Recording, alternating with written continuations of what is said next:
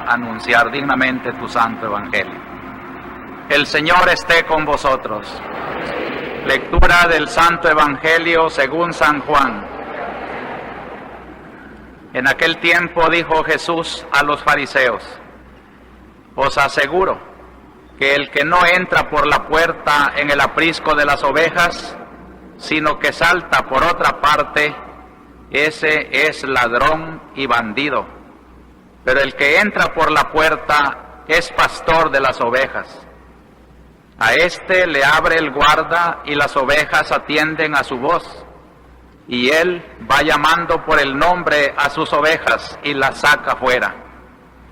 Cuando ha sacado todas las suyas, camina delante de ellas y las ovejas lo siguen porque conocen su voz.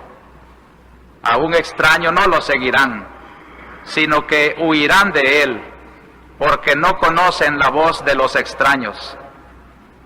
Jesús les puso esta comparación, pero ellos no entendieron de qué les hablaba.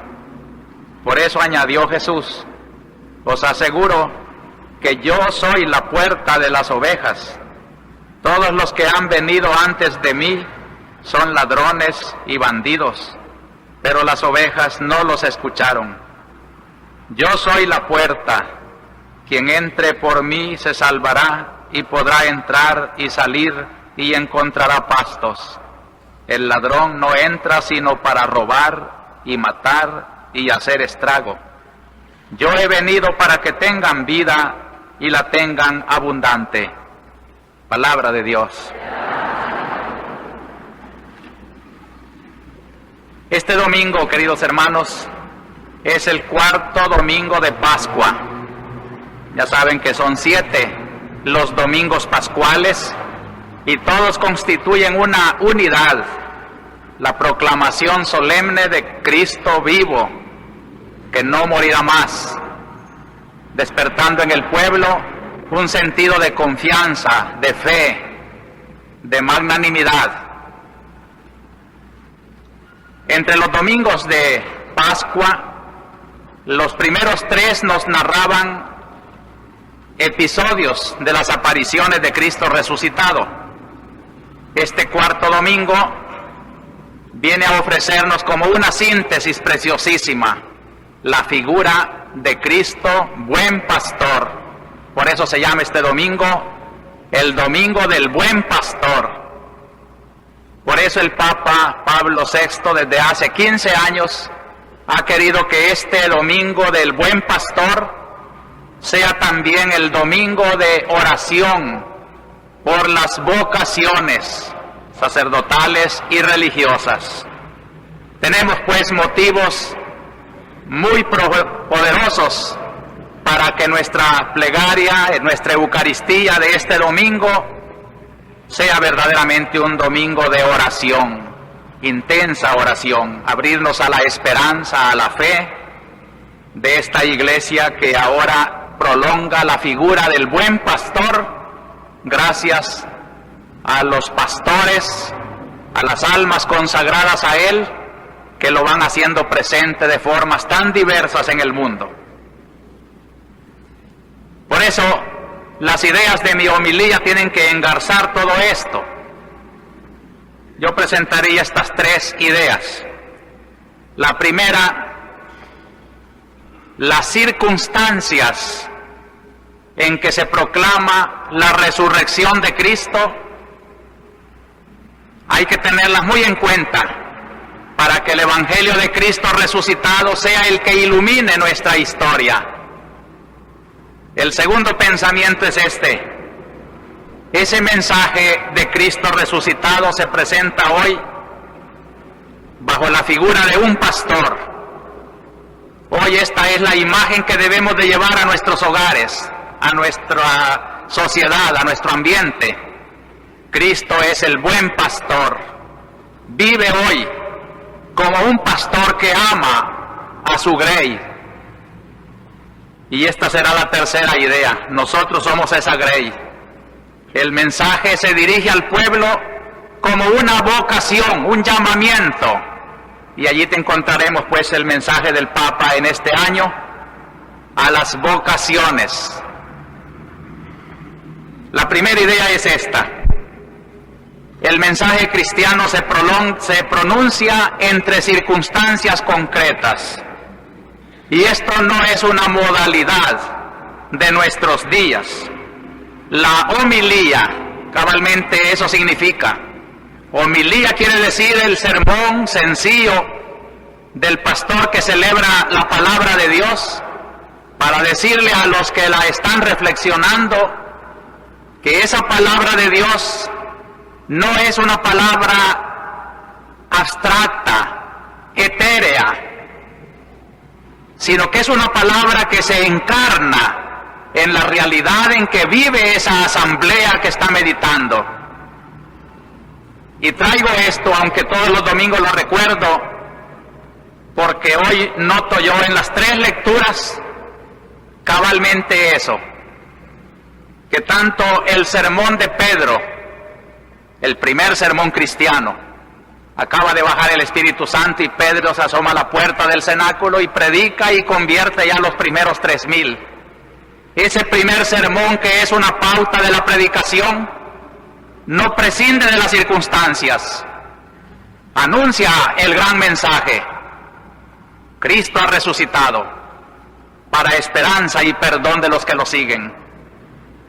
Pero en su sermón, Pedro, junto con estas maravillas de la redención cristiana, anuncia el gran pecado, denuncia el pecado de los hombres. Ustedes lo mataron. Y tanto que nos dice hoy la lectura, los corazones de aquellos hombres se sintieron conmovidos. ¿Qué haremos, hermanos? Eso quiere la Iglesia: inquietar las conciencias, provocar crisis en la hora que vive. Una iglesia que no provoca crisis, un evangelio que no inquieta, una palabra de Dios que no levanta roncha, como decimos vulgarmente, una palabra de Dios que no toca el pecado concreto de la sociedad en que está anunciándose. ¿Qué evangelio es ese? Consideraciones piadosas muy bonitas que no molestan a nadie, y así quisieran muchos que fuera la predicación. Y aquellos predicadores que por no molestarse, por no tener conflictos y dificultades, evitan toda cosa espinosa, no iluminan la realidad en que se vive, no tienen el valor de Pedro de decirle a aquella turba donde están todavía las manos manchadas de sangre que mataron a Cristo: ustedes lo mataron. Aunque le iba a costar también la vida por esta denuncia, la proclama. Es el evangelio valiente, es la buena nueva del que vino a quitar los pecados del mundo. Tienen, por ejemplo, en la segunda lectura, donde anuncia las maravillas del Cristo humilde que como oveja es llevada al matadero. Sin embargo, Pedro en esa primera carta denuncia que la causa de esa muerte ha sido el pecado, y denuncia el descarrío de los hombres. Se alegra de los que ya vinieron de sus malos caminos y están formando la comunidad de Cristo. Aquí entre nosotros, hermanos, somos pecadores, yo el primero.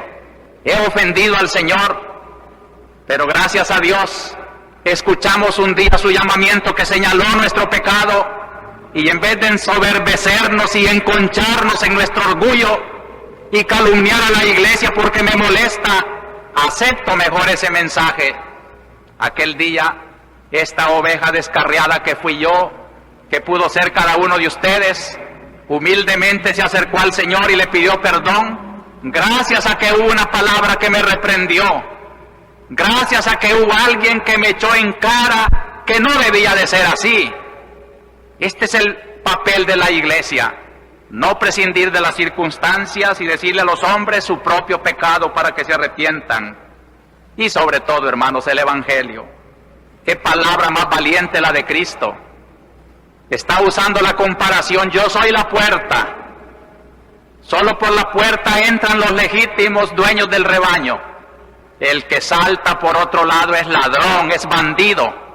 Miren cómo en las palabras de Cristo, de quien esperamos siempre amor, dulzura, cuando es necesario coge el látigo y fustiga a los ladrones, a los bandidos, y les dice: El que no es pastor solo entra para matar, para robar, para maltratar. El látigo de Cristo está dando duro a todos estos atropellos de su tiempo. Él siente que la sinagoga ha perdido su sentido de ser representación de la misericordia de Dios. Y los pastores de Israel, ya denunciados por los profetas, en tiempo de Cristo también se han convertido en malos pastores. El episodio de esta comparación del buen pastor está poco después de aquel episodio del cieguito de nacimiento, a quien los fariseos, en vez de alegrarse porque se había salvado de la vista, lo excomulgaron porque te dejaste operar en sábado. Interesaban más las legalidades que la misericordia. Y a estos fustiga el Señor.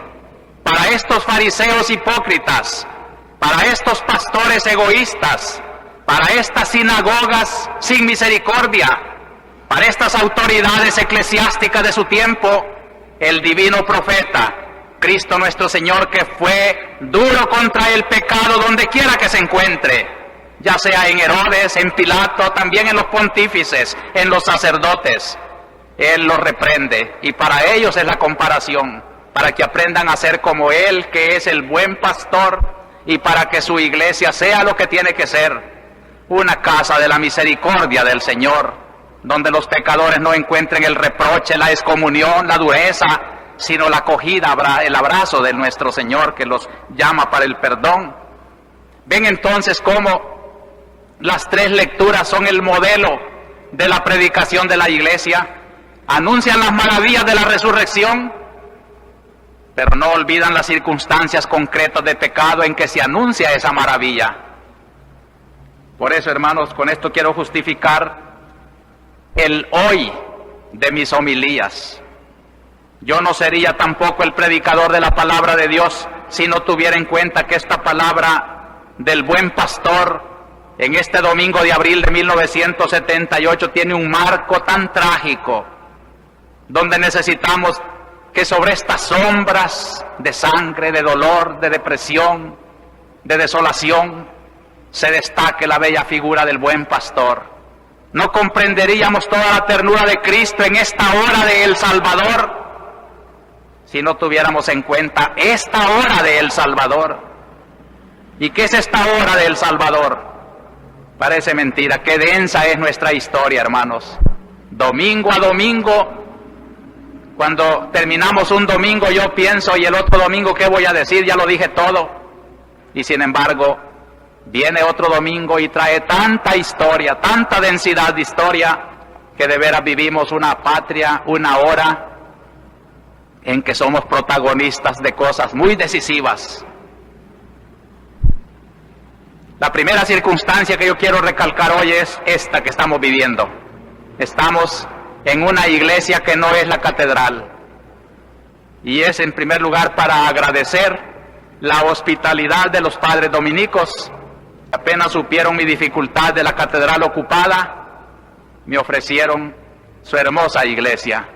Yo les agradezco porque esto, al mismo tiempo que significa la hospitalidad de la comunidad que preside esta iglesia, le ha dado, como les dije al principio, el sentido peregrino de nuestra iglesia. La iglesia no es el templo de concreto, de bajareque o de cualquier material.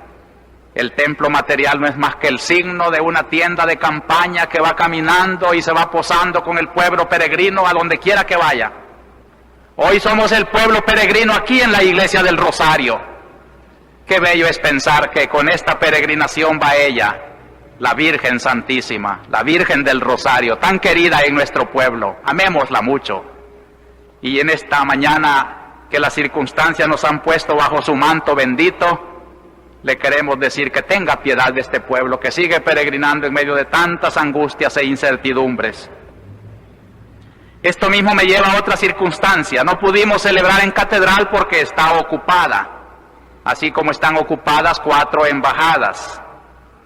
Lo que quiere el bloque popular revolucionario que se ha arrogado la responsabilidad de esas ocupaciones es presionar la ciudadanía para que no sea indiferente a lo que está pasando en los campos de El Salvador.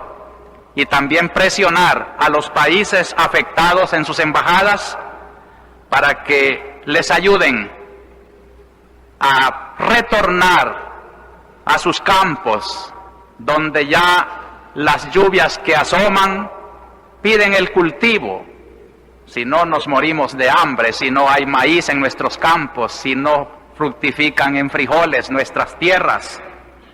El campesino tiene razón, quiere volver a sus campos a trabajar. Y por eso pide pues el apoyo de aquellos que tienen más voz, la catedral, las embajadas, los gobiernos, que presionen esta situación y los dejen retornar en paz y encontrar paz allá, pero no se quieren fiar de promesas, quieren seguridad, garantía, porque dicen que ha habido casos en que retornan confiados y pronto los traen otra vez prisioneros. Quiere el Señor pues que esta situación se componga. Al mismo tiempo, quiero felicitar a las delegaciones diplomáticas porque con un sentido de mucha comprensión han dialogado con los campesinos. Las dos partes pidieron la mediación de la Iglesia y con mucho gusto la Iglesia les ha prestado para sus negociaciones el local del arzobispado. Ya sé que esto será mal interpretado, pero debe de constar que antes de dar el local del arzobispado, el arzobispado insinuó que este diálogo sería mejor en un ambiente diplomático. Y los campesinos buscaron ambientes diplomáticos y no los encontraron, entonces el arzobispado, que siempre quiere dar su colaboración de iglesia, de evangelio, la ha prestado de una forma imparcial. Quiero revelar también que yo personalmente he atendido a la señorita embajadora de Panamá y me extraña cuando los periódicos han publicado que en el arzobispado no hubo atención para ella. He estado presente, lo mismo que el querido obispo auxiliar, Monseñor Revelo, en las negociaciones y hemos sido testigos de la apertura de la diplomacia, de la franqueza de los campesinos, del diálogo que se ha entablado. No sabemos dónde están las negociaciones y por qué todavía siguen las ocupaciones. Y esto me lleva a sacar otra consecuencia muy importante, hermanos. Esta circunstancia de la ocupación de catedral que no nos ha permitido celebrar allá la misa, gracias a Dios es un testimonio de la diferencia radical entre iglesia y bloque popular revolucionario. Ha habido una tendencia, diríamos, satánica, de querer hacer depender de la iglesia todas las actividades que se han llevado a cabo por parte del bloque. Que conste una vez más, y lo he dicho tantas veces, que si la iglesia tiene perspectivas de justicia social, de caridad, que no está conforme con el actual orden de injusticia que impera, eso no quiere decir que se identifique con todos aquellos que quisieran también el mismo cambio. La iglesia tiene una perspectiva plenamente evangélica. Es el evangelio el que inspira su acogida al campesino que no tiene dónde pasar la noche, que tiene hambre y tiene que darle de comer. Es una inspiración de evangelio la que la iglesia lleva cuando quiere socorrer las necesidades y aboga por las reivindicaciones de justicia. Pero no significa eso identificación con otras agrupaciones.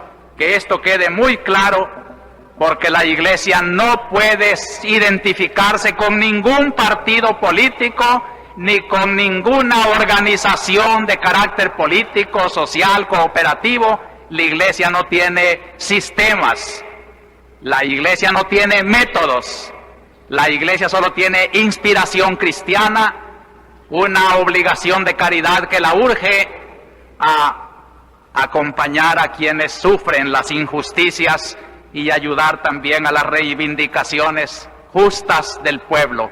Allí sí la iglesia está, pero sin identificarse con los sistemas y los métodos. Esto, repito, que quede bien claro, porque yo no soy director de ninguna organización política. Yo no soy, ni mis sacerdotes deben de ser líderes de estos grupos. Si hay coincidencias objetivas, son perspectivas de evangelio las que la iluminan. Y a este propósito sí quisiera yo lamentar, queridos hermanos, que precisamente por no confundirse con un sector, con un partido, con un método, con una agrupación, la Iglesia está en condiciones de independencia para poder criticar lo malo que se encuentre en cada organización. Y lo dirá sin ambajes, y lo ha dicho también, cuando tanto en las organizaciones del bloque popular revolucionario, como también en otras organizaciones de carácter más oficial, la Iglesia denuncia el pecado, donde quiera que se encuentre. Y uno de los pecados más grandes es este, hermanos, que a mí me duele tanto, que el sistema actual de nuestra patria ha logrado el enfrentamiento de los campesinos. La misma hambre que angustia al hombre del bloque es la misma hambre que angustia también al hombre de orden. Y pensar también que la gente de nuestros ejércitos ha salido también del campesinado. Y cuando miro policías cuidando a campesinos, campesinos cuidando a campesinos, orden enfrentándose con el bloque, digo yo que satánico tiene que ser este sistema que ha logrado aprovechar el hambre de los hombres, ganarse el pan, aunque sea persiguiendo, enemistándose, dividiéndose, cuando pertenecen a la misma pobreza, y en vez de ayudarles en un diálogo constructivo para que unos y otros salgan a un ambiente de más respiro, de más libertad, allí los tenemos enfrentados, los unos aprovechando las gangas que tienen por pertenecer a algo oficial, y los otros, como marginados, luchando por meterse del margen también a una justa reivindicación. Por eso digo y repito que no son las represiones ni las violencias las que van a arreglar esta situación. Es necesario que una sana, auténtica democracia abra los canales del diálogo para escuchar qué angustia tiene el pueblo, el campo, y se le den leyes y se le den organizaciones donde de veras se respire un ambiente de justicia y de paz. Mientras no haya esos canales, todo lo demás son parches, y muchas veces parches violentos que, como decía Cristo, no hacen más que romper las telas viejas y hacer más trágica la situación de nuestro ambiente. Por eso también, queridos hermanos, en esta hora del ambiente de nuestra homilía, yo me alegro con esos gestos de solidaridad que han abundado a la luz de la Iglesia, cuando he recibido no solamente los donativos materiales, que han sido abundantes, gracias a Dios, y la comisión tanto de investigación como de ayuda han tenido ese apoyo de nuestras queridas comunidades y también de todos los hombres de buena voluntad. A este propósito quiero leerles este pensamiento de la carta de una persona que desde la Iglesia Bautista ha hecho llegar su socorro. Debo lamentar, dice, que muchos de nuestros líderes en las diferentes denominaciones protestantes no estén a la altura de las circunstancias, pero puedo asegurarle, aunque usted ya lo sabe, que habemos muchos que en lo personal o colectivamente apoyamos de corazón a usted y la Iglesia que representa, porque lo que están haciendo es ni más ni menos que lo que Cristo demanda de todos nosotros. Así también me dio mucho gusto de la diócesis de Santa Ana llegar un donativo y dice, este dinerito lo considero de oro, dice un párroco que lo manda. 25 colones producto de trabajitos del mercado, y otra señora con 2 colones que tampoco se identificó. Me encargaron que lo saludara. Pienso que esto es un símbolo del corazón de oro de los santanecos manifestado en esta forma. Y así muchas comunidades parroquiales como San Marcos y otras escuelas, colegios, que de veras les agradezco su corazón de oro cuando la necesidad los llama. En este sentido también los colegios católicos dedicaron 3 días esta semana a reflexionar sobre la realidad de nuestro país. Ya sé que muchos han tergiversado esta actividad y dicen que están socializando a los niños y a las señoritas, que los están comunizando. Nada de eso, hermanos. Es la voz del Evangelio que quiere iluminar la educación cristiana de esta juventud para que no viva de espaldas a los problemas, sino que los enfrente y sepa dar su juicio. Esto no es socializar. A una directora de colegio le preguntaron si estaba de acuerdo con el arzobispo y su línea, y tuvo que firmar que sí. Yo le agradezco. En cambio, otro pliego decía: usted fomente en su colegio la socialización. Y ella dijo: esa palabra es muy ambigua, yo no la puedo firmar.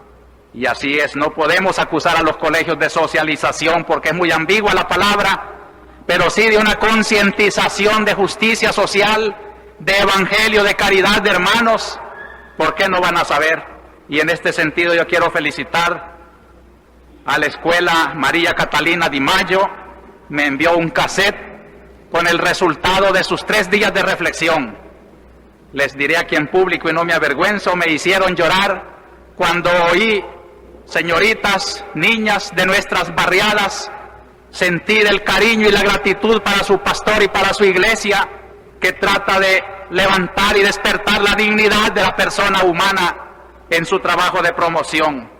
Porque hace esto la iglesia, promover, decirle al hombre que se promueva, que se distinga, que si es cierto que está marginado, si es por fruto de su pereza, de su holgazanería, la iglesia no le puede aprobar esa pobreza. Que conste también esto, que cuando decimos iglesia de los pobres, no decimos iglesia de los haraganes, no decimos iglesia de los rateros, de los ladrones, de las prostitutas que se ganan la vida en el pecado, eso no.